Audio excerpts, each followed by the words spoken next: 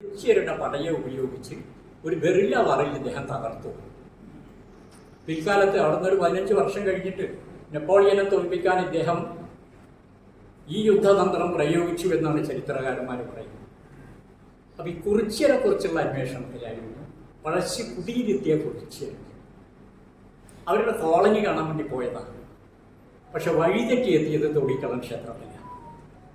ആ വഴിതെറ്റൽ എൻ്റെ ജീവിതത്തിൽ മറ്റൊരു വഴിയായി മാറിയിരുന്നത്. അപ്പോഴാണ് തൊടിക്കളം ക്ഷേത്രത്തിൽ ഒരു കാര്യം കാണുന്നത്. അവിടെ ഒരു രാജാവിൻ്റെ രൂപമുണ്ട്. പഴയ ഒരു സിംഹാസനം എന്ന് പറഞ്ഞുകൊണ്ട് ഒരു തരം കസേരയിൽ ഇരിക്കുന്നു. അദ്ദേഹത്തിന് കണ്ണില്ല, 2 കണ്ണും ചൂഴ്ന്നെടുത്തിരിക്കുന്നു. അപ്പം ഞാൻ നാട്ടുകാരോട് ചോദിച്ചു. അപ്പോൾ അവിടെ രാഷ്ട്രീയപരമായിട്ട് വല്ലാത്ത ഒരു ചരിത്രമുള്ള ഗ്രാമമാണത്.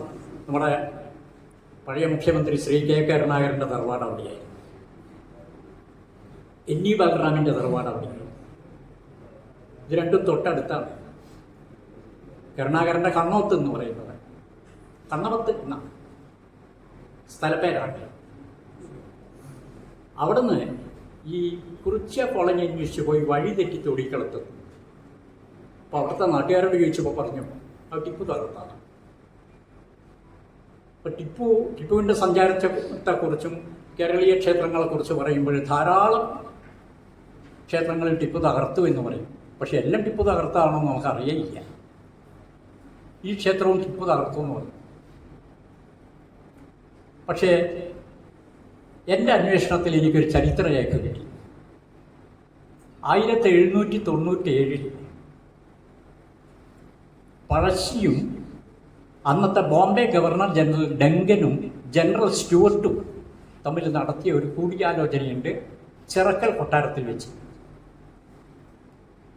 ആ കൂടിയാലോചനയ്ക്ക് ശേഷം അത് പരാജയപ്പെട്ടു.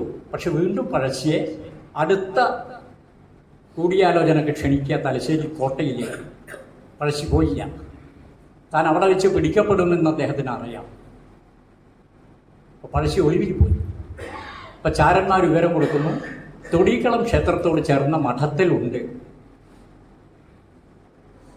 ഈ മഠത്തിലുണ്ട് എന്നുള്ള വിവരം കിട്ടിയപ്പോൾ colonel Dow, colonel Dunlop, major Bachelor ഇവരുടെ നേതൃത്വത്തിൽ ഒരു ആർമി അങ്ങോട്ടേക്ക് നീങ്ങുക.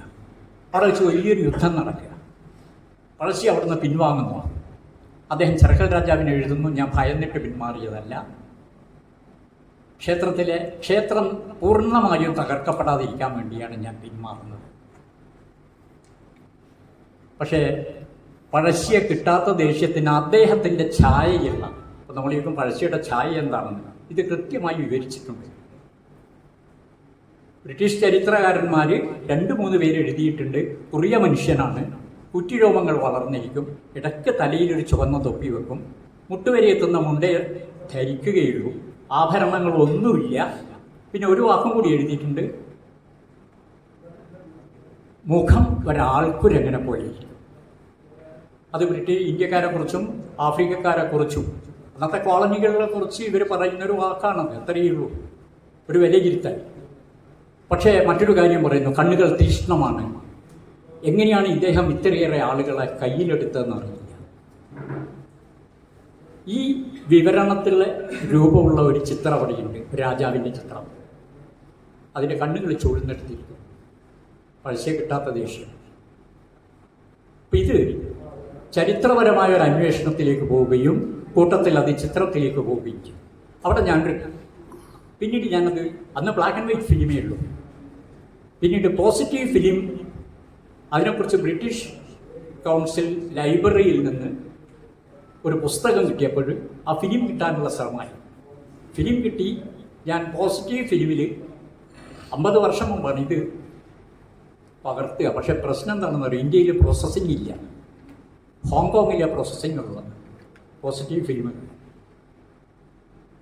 IPC എന്ന് പറയുന്ന കൊഡാക്കിൻ്റെ ബോംബെയിലെ ഫ്രാഞ്ചൈസി ഇത് ഹോങ്കോങ് എന്നാണ് പ്രൊസീഡ് ചെയ്യുന്നത്. ഇത് തൊടികളത്തിൽ നിന്ന് ഇങ്ങനെ ഒരു ചിത്രം കിട്ടിയപ്പോൾ അവിടെ ഇത് നശിച്ചു പോവാണ് മുഴുവൻ. ഇപ്പം അന്ന് അതിൽ രുക്മിണി സ്വയംവരത്തിൻ്റെ കഥയിൽ രുക്മിണി ശ്രീപോർക്കലിയെ ധ്യാനിക്കുന്ന ഒരു ചിത്രമുണ്ട്. ധ്യാനിക്കില്ല, ശ്രീപോർക്കലിയുടെ വിഗ്രഹത്തിന് മുന്നിൽ നിൽക്കുന്ന കോട്ടയം നമ്പുരാൻ്റെ കുലദേവതയാ ശ്രീപോർക്കലി. ശ്രീപോർക്കലി സ്തുതിയോടുകൂടിയാണ് 4 ആട്ടക്കഥകളും കോട്ടയം നമ്പുരാൻ എഴുതിയിരിക്കുന്നത്. 12 ശ്ലോകം പോർക്കലിക്ക് സമർപ്പിച്ചിരിക്കുന്നു. കൃമീരവധവും കാരകേയവധവും ഭഗവധവും കല്യാണ സൗഗന്ധ്യവും ഒക്കെ. ശ്രീപോർക്കലിയുടെ മുന്നിൽ രുക്മിണി നിന്ന് പ്രാർത്ഥിക്കുന്ന ഒരു ചിത്രമുണ്ട്. ഇപ്പോഴില്ല അത്. മഴ നനഞ്ഞ് പൂർണ്ണമായും ഫംഗസ് വന്നത് നശിച്ചു. പക്ഷെ ഞാൻ അന്ന് പകർത്തി വെച്ചത്, ഡോക്യുമെൻ്റ് ചെയ്തത് ഇന്നും ഫോട്ടോഗ്രാഫായിട്ട് എൻ്റെ കയ്യിലുണ്ട്. ആ ഒരു പോയി ചിത്രം. ധാരാളം ചിത്രങ്ങൾ ഈ തരത്തിൽ നഷ്ടപ്പെടുന്നു. തൊടീക്കളത്തെ ഈ ചിത്രം ഞാനിത് പകർത്തി അവിടുത്തെ, എനിക്ക് തോന്നി ഇത് രക്ഷപ്പെടണമെങ്കിൽ നാട്ടുകാർക്ക് താല്പര്യമില്ല. രാഷ്ട്രീയപരമായിട്ട് വല്ലാത്തൊരവസ്ഥയിലുള്ള ഗ്രാമം. അവിടെ ചെയ്തൊരു കാര്യം, ഭാഗ്യവശാൽ പിന്നീട് കുറച്ച് കഴിഞ്ഞപ്പോൾ ഒരു മാസീവ് ഇൻ്റഗ്രേഷൻ പ്രോഗ്രാം എന്ന് പറഞ്ഞ് കേരള സർക്കാരിൻ്റെ ഒരു വിദ്യാഭ്യാസ പരിപാടിയാണ്. അത് കേരളത്തിലെ മൊത്തം അധ്യാപകർക്ക്, പ്രൈമറി സ്കൂളിലെ ഹൈസ്കൂളിലെ അധ്യാപകർക്ക് പഠന പരിശീലനം നൽകുന്ന ഒരു കോഴ്സായിരുന്നു. അതിൽ ആർട്ട് എഡ്യൂക്കേഷൻ എന്ന് പറയുന്നൊരു ക്ലാസ്സുമുണ്ട്.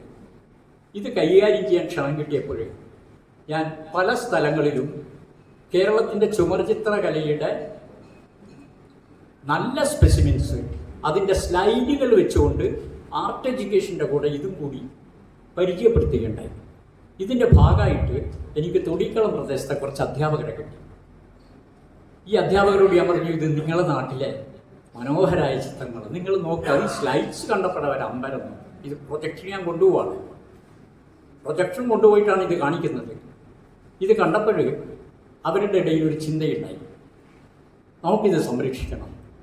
അങ്ങനെ ആ ക്ഷേത്രത്തിൽ ആദ്യമായ ഒരു കമ്മിറ്റി ഉണ്ടാവുന്നു.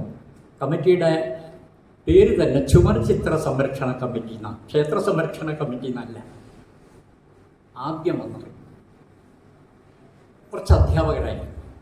അതിൻ്റെ ആദ്യ യോഗം നടന്നത് ഈ പഴശ്ശിയുടെ പ്രധാന പടനായകനായ ശേഖരൻ നമ്പ്യാരെ അദ്ദേഹത്തിൻ്റെ മകനെയും കൊന്ന് കെട്ടിത്തൂക്കിയ മരത്തിൻ്റെ ചുവട്ടിലാണ് ആദ്യത്തെ യോഗം നടന്നത്. അവിടെ ഒരു സ്കൂളുണ്ട്.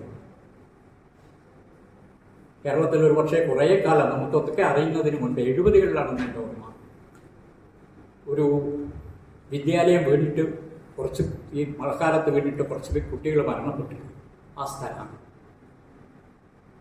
അവിടുന്ന് ആദ്യത്തെ കമ്മിറ്റി രൂപം കൊള്ളുക. ആ കമ്മിറ്റിയുടെ പ്രയത്നത്താൽ കുറച്ച് കാര്യങ്ങൾ നടന്നു. പുരാവസ്തു വകുപ്പ് ഏറ്റെടുത്തു. പിൽക്കാലത്ത് ഉണ്ണിയാമക്കാവ് അവിടെ ചിത്രങ്ങളുടെ ഒരു സംരക്ഷണം നടത്തി. ഈ തൊടീക്കളത്ത് വെച്ച് ഞാൻ അവിടുത്തെ നാട്ടുകാർ, ഞാൻ എല്ലാ വീടുകളിലും കാര്യമാണ് ഇവരെ ബോധവൽക്കരിക്കുക. ഇത് അമൂല്യമായതാണ്. നിങ്ങൾ ഈ ചിത്രം എങ്ങനെയെങ്കിലും സംരക്ഷിക്കണം.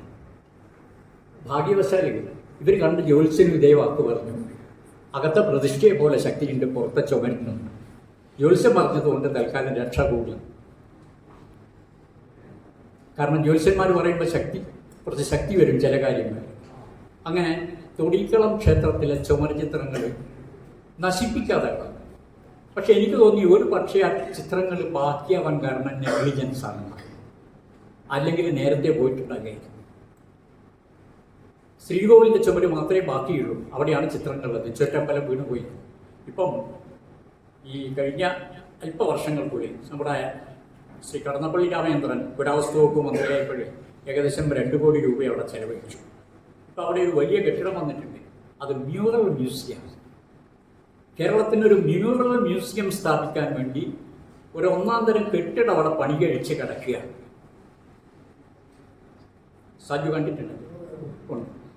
അവിടെ ഒരു മ്യൂറൽ മ്യൂസിയത്തിന് വേണ്ടി ഈ നമ്മുടെ നമ്മുടെ ടൂറിസം ഡിപ്പാർട്ട്മെൻറ്റ് ഹെറിറ്റേജിൻ്റെ സംരക്ഷണത്തിൻ്റെ ഭാഗമായിട്ട് അവിടെ ഒരു കെട്ടിടം പണിതിട്ടുണ്ട്. ആ കേരളത്തിൻ്റെ ഈ പൊതുവായ ചുമർചിത്ര സമ്പ്രദായത്തിൻ്റെ സ്പെസിമെൻസ്, വ്യത്യസ്തമായ ശൈലികളെ പ്രതിനിധാനം ചെയ്യുന്ന ചിത്രങ്ങൾ വെച്ചുകൊണ്ട് ഒരു മ്യൂസിയം എന്നുള്ളതാണ് അവിടുത്തെ സങ്കല്പം. ഞാനിത് പറഞ്ഞു വന്നത് നമ്മുടെ സംരക്ഷണത്തിന് നാട്ടുകാരുടെ കൂടെയുള്ള പ്രവർത്തനം തീർച്ചയായിട്ടും സഹായകമാണ്. മറ്റൊരനുഭവം എനിക്ക് അവിടെ ഉള്ളത്, ഈ കടാച്ചിറ എന്ന് പറയുന്ന സ്ഥലത്ത് ഞാൻ ഒരിക്കൽ ബസ്സിൽ പോവാം. അപ്പോൾ അവിടെ ഒരു ക്ഷേത്രത്തിൻ്റെ പണി നടക്കും, നവീകരണം നടക്കും, പഴയ ക്ഷേത്രം. ഞാൻ അവിടെ ഇറങ്ങിയിട്ട് പോയി നോക്കുമ്പോൾ അതിൻ്റെ ചുമരിൻ്റെ മേലെ വർണ്ണങ്ങളൊക്കെ പോയിരിക്കുന്നു. ബ്ലാക്ക് ആൻഡ് വൈറ്റ് ഡ്രോയിങ് മാത്രമേ ഉള്ളൂ. നമ്മുടെ നമ്പൂതിരിയുടെ ഡ്രോയിങ് പോലെ അതിശക്തമായ രേഖകൾ. ഞാനത് പകർത്തി വെച്ചു. ക്യാമറയിൽ ഒരു 2-3 ഫിലിമേ ബാക്കിയുള്ളൂ, അത് എടുത്തു വെച്ചു. അവരോട് പറഞ്ഞു, ഈ ഭാഗം കേട് വന്നിട്ടൊന്നുമില്ല പ്ലാസ്റ്റിക്, നിങ്ങൾ ദയവ് ചെയ്ത് ഇത് കളയരുത്. ആയിക്കോട്ടെ എന്ന് പറഞ്ഞു ജോലിക്കാർ. ഒരു 5-6 ദിവസം കഴിഞ്ഞ് ഞാൻ വീണ്ടും പോയി. അവിടെ പോകുമ്പോഴേക്ക് ഇതൊക്കെ ആർട്ടിസ്റ്റ് കളഞ്ഞു, പുതിയ സിമെൻറ്റ് പൂശിയിരിക്കുന്നു. അപ്പോൾ ഇവർ പറഞ്ഞൊരു വാക്കുണ്ട്, സാറ് പറഞ്ഞൊക്കെ ഞങ്ങൾക്ക് മനസ്സിലായിരിക്കുന്നു, ഞങ്ങൾ അതുകൊണ്ട് ഈ ഭാഗം ഒന്നും ചെയ്യരുതെന്ന് ഇവിടുത്തെ കമ്മിറ്റിക്കാരോട് പറഞ്ഞു. പക്ഷേ കമ്മിറ്റിക്കാർ അത് കിട്ടില്ല. അവർ അത് അടർത്താൻ പറഞ്ഞു.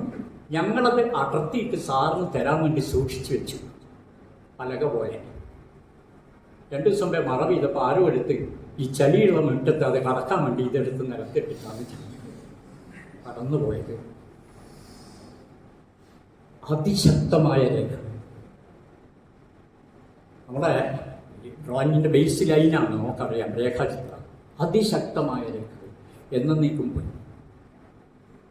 മറ്റൊന്ന്, നേരത്തെ പറഞ്ഞതുപോലെ ഈ 1000 വർഷം കഴിഞ്ഞ കേരളീയ ചിത്രങ്ങളുടെ വളരെ കുറഞ്ഞ സ്ഥലങ്ങൾ ശശികുഴൻ സാർ പറയുകയുണ്ടായി. തിരുനന്ദിക്കര മുതൽ തൃശ്ശൂർ വരെ. കോതക്കോത കേസരി ഡോക്ടർ NGS നാരായണൻ പറയുന്നത് അദ്ദേഹത്തിൻ്റെ കാലം 10ാം നൂറ്റാണ്ടിൻ്റെ ആദ്യ ദശകം.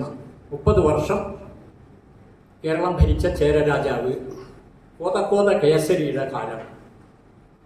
കാലിക്കറ്റ് യൂണിവേഴ്സിറ്റി ഉണ്ടായിരുന്ന ഡോക്ടർ പവിത്രൻ, പുരാലിഖിത വിദഗ്ധനായ പവിത്രൻ ഒരു രേഖ വായിച്ചു. വേളം മഹാഗണപതി ക്ഷേത്രത്തിൽ നിന്ന് കണ്ടെടുത്ത രേഖ. അതിൽ കോതക്കോത കേസരിയുടെ ശിലാലിഖിതാണ്. പണം കൊടുത്ത് ഈ ക്ഷേത്രത്തിൻ്റെ ചുമരിൽ ചിത്രം വരച്ചിരിക്കുന്നു. ഒരു ശിലാലിഖിതത്തെക്കുറിച്ച്, ശിലാലിഖിതത്തിൽ വ്യക്തമായിട്ട് ചിത്രത്തെക്കുറിച്ച് പറയുന്നു. ആ ചിത്രം അവിടുത്തെ വൈദ്യനാഥ ക്ഷേത്രത്തിൻ്റെ ചുമരിലാണ്. പഴയ ചിത്രങ്ങൾ ഞാനത് പകർത്തി വെച്ചു, ഭാഗ്യവശാൽ ഉള്ള ചിത്രങ്ങൾ. അവിടുത്തെ കമ്മിറ്റിക്കാരോട് പലപ്പോഴും ഈ ചിത്രത്തിൻ്റെ മഹിമയെക്കുറിച്ച് പറഞ്ഞു കൊടുത്തു. പക്ഷേ അടുത്ത കാലത്ത് തമിഴ്നാട്ടിൽ നിന്ന് പ്ലാസ്റ്ററിങ്ങിൽ വിദഗ്ധരായ പണിക്കാരെ കൊണ്ടുവന്ന് സാൻഡ് സ്പ്രേ ചെയ്തിട്ട്, മണലടക്കം ചേർത്ത് സ്പ്രേ ചെയ്തിട്ട് ആ ചുമര് മുഴുവൻ നവീകരിച്ചിരിക്കുന്നു. മൊത്തം 1000 വർഷം പഴക്കമുള്ള കോതക്കോത കേസരിയുടെ കാലത്തെ ചിത്രം ചത്തുപോയി, മണ്ണറിഞ്ഞു. ശരിക്കും മണ്ണറിഞ്ഞു. കാരണം എന്താ അറിയോ? ചുമരിൽ സാൻഡ് സ്പ്രേ ചെയ്ത്. നമ്മൾ ആലോചിച്ചു.